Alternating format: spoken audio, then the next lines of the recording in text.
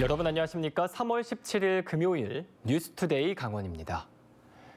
최근 들어 접경 지역 인구 감소가 가속화돼 지역 소멸 위기가 커지고 있습니다. 그 대책으로 군 유휴지 활용이 거론되고 있는데 법 개정과 예산 마련 등이 하루빨리 이뤄져야 한다는 지적이 나왔습니다. 백승호 기자가 보도합니다. 접경 지역인 철원군 동송읍. 5년 새 인구가 1,710명 줄었습니다. 철원군 동송읍 전체 인구의 10%에 달하는 수치입니다. 철원을 포함한 접경 지역의 인구 감소율은 강원도 전체 인구 감소율의 10배에 달할 정도입니다. 군부대의 해체와 이전 및 통폐합에 있습니다. 모든 영역을 함께 구성해왔던 가장 큰 축이 제대로 된 준비나 대책도 없이 단기간에 사라져 버린 것입니다. 지역 소멸이 현실화된 접경 지역, 특단의 대책이 뭘까? 강원도의회 도정 질문에서는 군부대가 떠난 땅, 군 유유지 활용 방안이 거론됐습니다. 추진 상황이 어느 정도 진척되고 있는지 설명해 주시기 바랍니다. 관광시설로 활용한다면 예를 들어 골프장이라든지 리조트를 만들 수도 있을 것이고요. 네. 또는 이제 군 그 서바이벌 체험장, 군 체험할 수 있는 시설. 하지만 현행법상 이런 사업을 하려면 군부대 부지 환경 정화가 먼저입니다. 그것도 국방부 예산으로 해야 해 지금까지 차일피일 미뤄진 게 현실입니다. 강원도는 특별자치도법 개정안에 해법을 담았다고 밝혔습니다. 국방부가 예산이 없으니까 정화하는데 너무 오래 걸려서 저희가 사실은 실기를 하는 거죠. 그래서 우리 특별법에 자치단체가 먼저 돈을 대고 그걸 오염 정화를 하겠다. 강원도는 접경 지역에 군수업체 유치도 검토하고 있습니다. 일부에서 주장하는 공공기관 유치 대신 군부대와 직접적인 연관성이 있는 군수업체를 끌어오는 게 좀 더 현실성 있다는 판단입니다.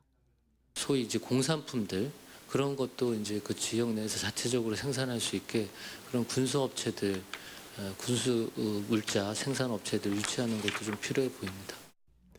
한 해 강원도 접경 지역에 지원되는 국비와 도비는 1,000억 원 정도. 재정 자립도가 한 자릿수에 불과한 접경 지역 지자체의 재정 여건을 고려해 폐광 기금처럼 안정적인 접경 지역 기금 마련을 고민해야 한다는 의견도 나왔습니다. MBC 뉴스 백소입니다.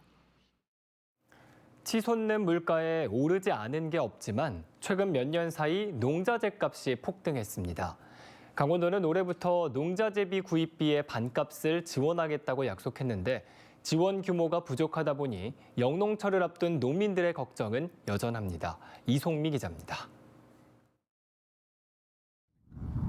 33,000제곱미터로 감자를 재배하는 홍윤기 씨. 당장 다음 주부터 씨감자를 심어야 하는데 걱정이 이만저만이 아닙니다. 하늘 높은 줄 모르고 치솟은 영농비 때문입니다. 안 살 수가 없어요.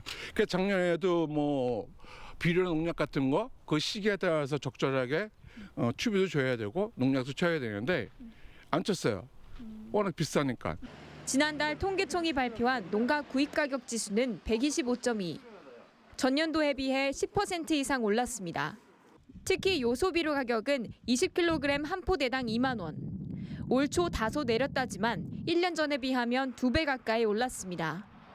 이런 농가들의 부담을 덜기 위해 강원도는 올해부터 농자재 구입비의 절반을 지원하는 사업을 하고 있습니다. 하지만 지원 대상을 최대 1만 제곱미터로 제한해 90만 원까지만 지원하다 보니 경지 면적이 넓을수록 치솟은 농자재비를 메우기가 어려운 게 현실입니다. 반농사 원예작물 90만 원 상한선인데 1년에 9천만 원 들어간 사람하고 100만 원 들어간 사람하고 똑같이 잘라서 상한선을 재놓으면 지난해 도의회 농림수산위원회는 강원도가 신청한 반값 농자재 지원 예산 572억 원보다 30억 원을 증액해 예결위에 넘겼지만 통과되지 못했습니다. 강원도는 필요 재원을 추가로 확보해 연간 5%씩 단계적으로 지원 예산을 늘릴 계획입니다. 사업의 성과라든가 농가의 경영 애로라든가 또 그런 부분들을 검토해서 점진적으로 이제 확대해 나갈 계획. 치솟은 농자 재배를 밑도는 반값 농자재 지원 사업에 올해 농사를 준비하는 농민들의 어깨가 그 어느 때보다 무겁게 느껴집니다. MBC 뉴스 이송미입니다. 전남 순천만과 울산 태화강이 국가정원으로 지정된 이후 지역경제 유발 효과와 생태환경 개선이라는 성과를 거두고 있습니다. 전국에서 30곳이 넘는 자치단체가 국가정원을 추진 중인데 정선과 강릉, 춘천도 도전장을 내밀었습니다. 홍한표 기자가 보도합니다. 2018 겨울올림픽이 열렸던 정선 가리왕산. 정선군이 이 일대에 올림픽 국가정원 조성을 추진하고 있습니다. 5년 전 겨울올림픽이 열렸던 상징성과 올림픽을 치르며 훼손됐던 생태 복원을 위해 반드시 국가정원으로 조성돼야 한다는 겁니다. 국내 유일한 산림형 국가정원 추진과 가리왕산 생태복원 계획에 상충되지 않게 올림픽 유산의 성공적인 사후 활용 방안이라는 점에서 특화되고 설득력이 있다고 볼 수 있습니다. 강릉시는 주문진 향후 일대에 국가정원 조성을 계획하고 있습니다. 2026년 ITS 강릉 세계총회 등 굵직한 국제대회를 치르며 지방정원을 조성해 볼거리를 제공한 뒤 3년 동안 잘 운영해서 2029년에는 국가정원으로 승격한다는 겁니다. 주민 설명회를 2회 정도 마쳤고요.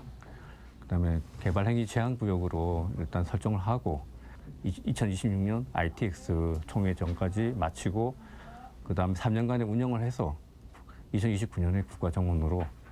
춘천시도 상중도 일대의 호수 국가정원 조성을 위한 본격적인 행보에 나서는 등 전국에서 30곳 넘는 자치단체가 국가정원 지정을 추진하고 있습니다. 1호 국가정원인 전남 순천만은 전남 지역의 생산 유발 효과만 1조 6천억 원, 고용은 2만 명가량 창출했고 생태 복원에 성공한 2호 국가정원 울산 태화강에는 축제 기간에만 20만 명 넘게 찾고 있습니다. 국가정원은 규모가 30만 제곱미터 이상으로 정부가 직접 조성하거나 3년 이상 운영한 지방정원을 심사해 지정합니다. 국가로부터 매년 20에서 40억 원의 예산을 지원받을 수 있습니다.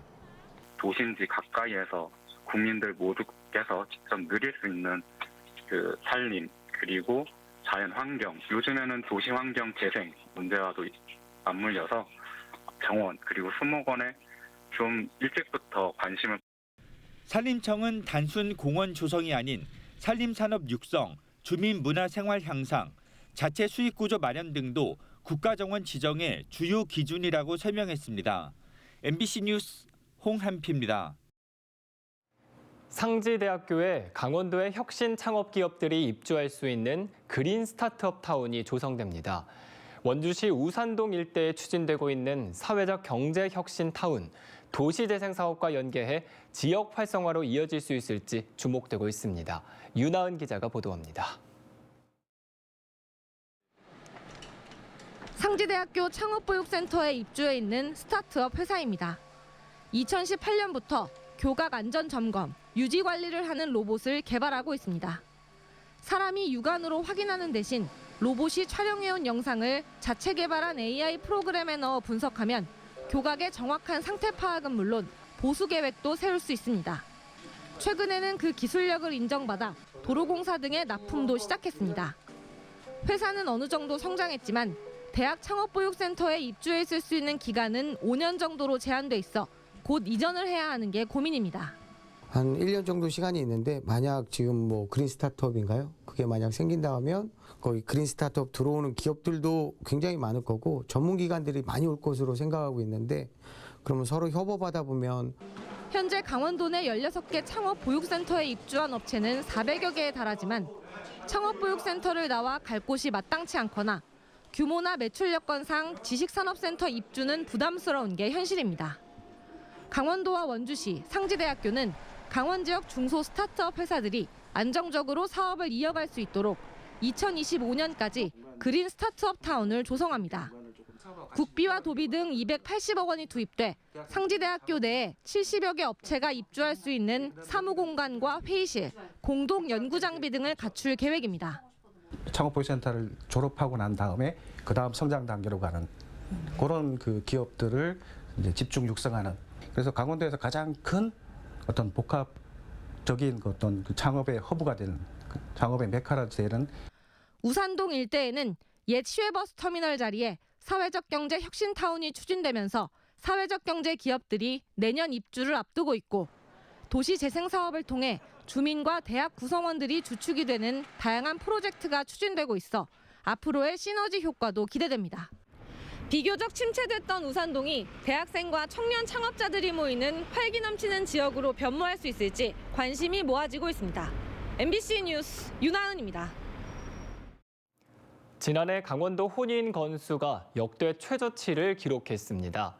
통계청이 발표한 2022년 혼인 이혼 통계를 보면 강원도 혼인 건수 5,572건으로 전년 5,622명보다 50건이 줄었습니다.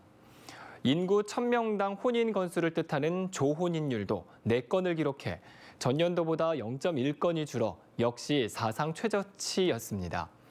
평균 초혼 연령은 남자가 33.2세, 여자 30.8세였는데 전년보다 남자는 0.3세, 여자는 0.2세가 높아졌습니다. 이혼한 부부는 3,117쌍으로 1년 전보다 44건이 줄었습니다. 생애 최초 주택 구입자에 대한 취득세 감면 제도가 확대됩니다. 춘천시에 따르면 지방세 특례 제한법이 개정되면서 취득세 감면 기준 중 부부 합산 7천만 원이던 소득 기준이 없어졌습니다. 특히 12억 원 이하 주택을 생애 최초로 구입할 경우 취득세를 200만 원 한도 내에서 전액 면제받습니다. 2인 이상 공동으로 주택을 취득한 경우 한도 초과 여부를 합산해 판단하고 작년 6월 21일 이후 취득에 대해 소급 적용합니다. 한국부동산원이 발표한 강원도 주간 아파트 가격 동향에 따르면 강원도 아파트 가격은 지난주보다 0.1% 떨어졌습니다. 전국 아파트 가격은 0.26% 떨어졌습니다. 지난 8월 다섯째 주부터 29주 연속 하락입니다. 속초가 0.17% 내려 도내에서 하락폭이 가장 컸고 춘천은 0.9% 내렸습니다. 강원 지역 주간 아파트 전세 가격은 0.09%가 떨어진 것으로 조사됐습니다.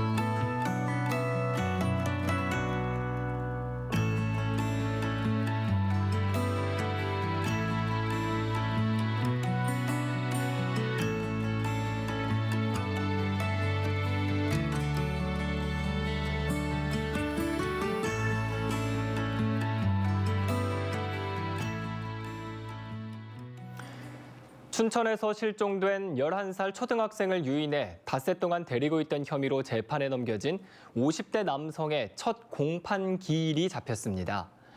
춘천지방법원 제2형사부는 실종아동법 위반 등의 혐의를 받는 56살 김모 씨에 대한 재판을 다음 달 4일 오후 2시에 진행합니다. 김 씨는 SNS를 통해 피해 초등학생에게 접근한 뒤 자신이 사는 충주시 소태면의 공장에서 닷새 동안 데리고 있던 혐의로 지난 14일 구속 기소됐습니다. 김 씨는 춘천 초등학생을 포함해 횡성과 시흥 등에 사는 미성년자 5명에게 주변 톡 등 SNS로 접근한 혐의에 대해서도 추가 수사를 받고 있습니다. 스토킹 목적으로 남의 건물에 몰래 숨어들었다가 건물주를 살해한 40대가 징역 30년형을 확정받았습니다. 대법원 1부는 살인, 특수건조물 침입, 스토킹 처벌법 위반, 특수강간 등의 혐의로 기소된 42살 김모 씨의 상고를 기각하고 징역 30년의 원심 판결을 확정했습니다. 10년 동안의 전자발찌 부착과 성폭력, 스토킹 치료 프로그램 이수, 취업 제한 등의 명령도 유지했습니다.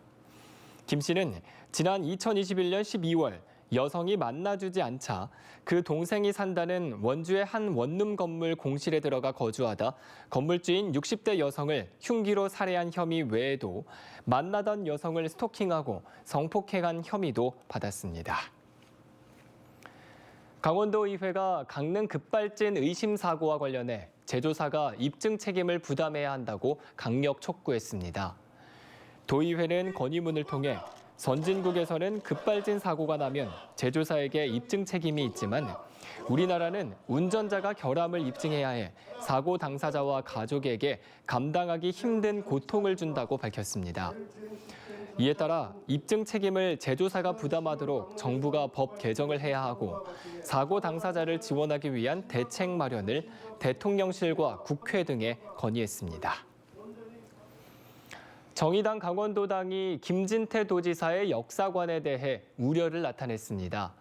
정의당은 논평을 통해 김 지사가 최근 기자간담회에서 일제강제징용 제3자 배상해법에 대해 공감한다고 밝혔고 역사 왜곡 교과서를 지지한 후보자들을 강원도 산하 기관장으로 앉혔다고 밝혔습니다. 이에 김진태 도지사는 과연 어느 나라 도지사냐며 왜곡된 역사관을 가지고 있는 도지사가 강원도와 도민들에게 부정적 영향을 줄까 우려스럽다고 덧붙였습니다. 강원도 농업기술원은 사과와 배 등의 과수화상병 의심 증상을 발견하면 농업기술센터 등으로 즉시 신고해 줄 것을 당부했습니다. 과수화상병은 본격적인 물오름 시기인 3, 4월에 전년도에 발생한 궤양에서 세균액이 흘러내려 수피가 젖고 터짐 증상이 나타납니다. 의심 과수는 진단키트를 이용한 간이 검사와 정밀 검사를 통해 사전에 제거해 확산을 최소화할 수 있습니다. 과수화상병은 지난해 세계 시군 1.7헥타르에서 발생했습니다. 지난해 원주 지역의 관광 먹거리로 개발된 토토미 원주빵의 대량 생산이 본격화됩니다. 원주시 농업기술센터는 토토미 원주빵의 원활한 생산을 위해 원주빵 생산 사업자, 고품질 베이커리용 과일 가공 사업장과 업무 협약을 맺고 5년 동안 생산과 판매 협력 체계를 구축했습니다. 치악산 복숭아와 조엄 고구마를 활용한 토토미 원주빵은 올 상반기 출시를 앞두고 있으며 올해 안에 7개 지역 카페에 납품돼 판매될 예정입니다. 지난 1월에 출범한 시멘트 생산지역 행정협의회 실무위원회의가 강릉 녹색도시체험센터 이젠에서 열리고 있습니다. 어제와 오늘 이틀간 열리는 이번 회의에서는 시멘트 공장 소재 자치단체인 강릉, 동해, 삼척, 영월, 제천, 단양의 실무위원들이 참석해 자원순환세 추진 상황을 공유하고 강원도와 충청북도의 건의사항에 대해 논의합니다. 특히 자원순환세 법제화의 타당성을 검토하기 위해 행정협의회 6개 시군이 공동으로 연구 용역을 추진한 뒤 법제화를 추진한다는 방침입니다. 동해 지역에서 강릉 옥계양 기능 확대에 반대하는 목소리가 잇따르고 있습니다. 동해 경제인 연합회는 성명서를 내고 강릉시가 옥계양을 국가관리항으로 바꿔 컨테이너 등 물동량을 확장해 북방 물류 중심항으로 육성하겠다고 한 데 대해 불과 16km 떨어진 동해 묵호항도 컨테이너 물동량이 부족해 어려움을 겪고 있다고 주장했습니다. 특히 동해 신항은 민간 투자가 없어 부두 완공이 지연되고 있다며 기능 확장 계획을 철회해야 할 것을 촉구했습니다. 삼척 폐광 지역 지정 면세점 유치를 위한 토론회가 국회에서 개최됩니다. 한국관세학회가 주최 주관하고 이철규, 유상범 국회의원이 공동 주최하는 이번 토론회에는 박상수 삼척시장과 전문가 등이 참석해 오는 6월 출범하는 강원특별자치도의 폐광지역 경제 활성화를 위한 지정 면세점 설치의 당위성, 다른 지자체 사례, 경제적 효과 등에 대한 토론이 이루어질 전망입니다. 토론회는 지정 면세점을 통한 지역 경쟁력 제고와 지역 소멸 위기 대응, 대체 산업 방안 모색을 위해 마련됐습니다. 올해 벼농사의 시작을 알리는 철원 지역 첫 못자리 작업이 오는 18일 철원군 동송읍 이평6리에서 진행됩니다. 철원군은 이날 첫 못자리 설치를 시작으로 이번 주부터 본격적인 파종이 이루어져 다음 달 20일까지 9,450헥타르 논 분량의 못자리 설치가 이루어질 것으로 예상됩니다.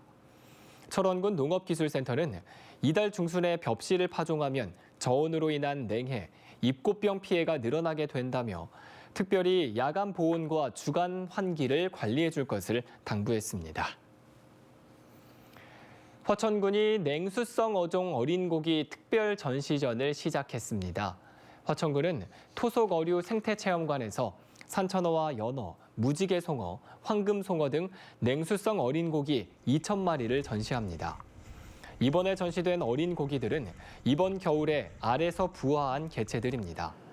무료로 진행되는 이번 전시에서는 방문객을 대상으로 하루 3번 해설도 진행합니다.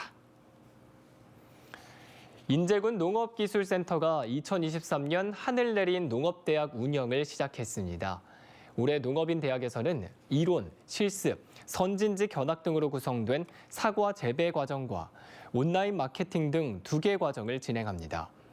올해 입학한 수강생 48명은 11월까지 100시간 이상 교육을 이수하게 됩니다. 세부 교육 과정은 농기센터와 인제군청 홈페이지에서 확인할 수 있습니다. 이상으로 뉴스투데이 강원을 마칩니다. 함께해 주신 여러분 고맙습니다.